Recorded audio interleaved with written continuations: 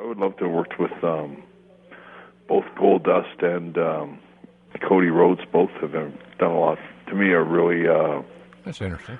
great wrestlers. That I've been so impressed with Goldust this last couple of years. Last year or so, watching him, he's wrestling like better than he was when he was in his 20s, and he was always a very good wrestler. And I have a lot of respect for that. I know that recently, somewhere over in the UK, both the brothers had a match against each other that I heard was like tore the house down, and was one of the best matches anyone's seen in a long time. And just things like that make me two guys that again are two different eras, and one sort of touched my era, was involved in my era. And Goldust would have been a guy that I always thought never quite got his break when he was in his prime back when I was there. It would have been nice to have to have squared off with him a little more than we did anyway. They have both those guys have great instincts. I think that not every second or third generation guy has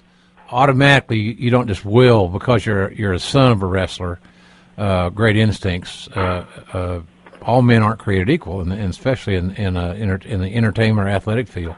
But both those guys, Dustin and Cody, both have really cool instincts. I think they really have. They're natural at. I don't know what they could do that they would do better than wrestle.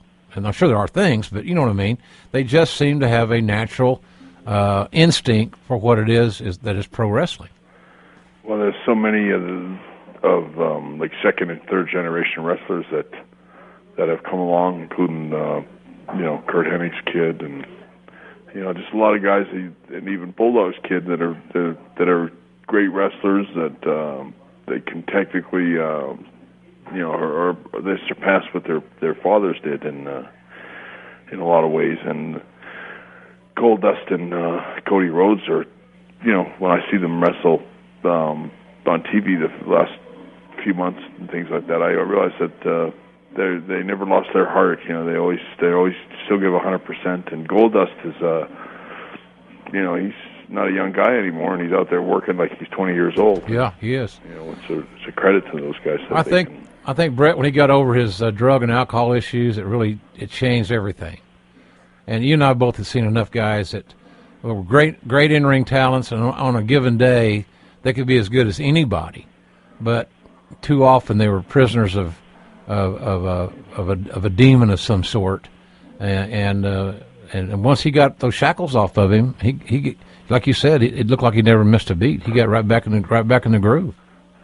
And I think that Goldust, he was a really quality wrestler even when he was in his early 20s and stuff like that. And he's been going pretty hard pace for a pretty long time, and to see him still in there now, working with kids much younger than him, he can hold his own with anybody. And I have a lot of respect for guys that can still do the job that well at their age. Yeah, I saw your nephew Harry over in Tokyo in January. I did a pay-per-view over there, and he's got a big partner. I think Lance Hoyt's his name.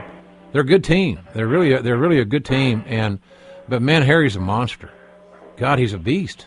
Well, the thing about Harry is that he's, he could do suplexes and just about every kind of submission hold, and a lot of different things. When he was like 7, 8, 9 years old, he was so obsessed with wrestling and trying to be. As a guy, some guys dream about being pro wrestlers all their lives, and here's a kid that probably not much different than Goldust, but dreamed about it his whole life, and it's nice to see them live their dreams.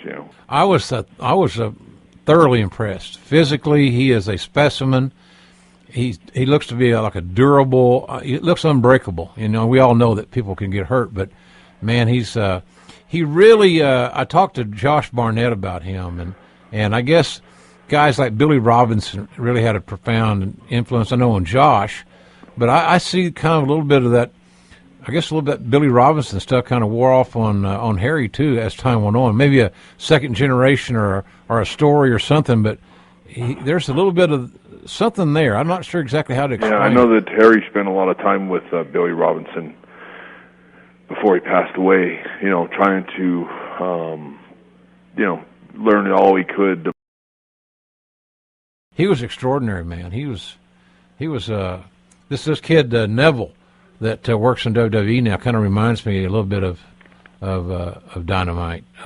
Yeah, he's really good too. Yeah. Yeah, he's a little powerhouse. You know, he can do everything. He reminds me a lot of Davey and Dynamite. Both he has similar kind of stature, and he's a great little worker too. And he talked about up and comers. There's a guy right there that might be one of the big stars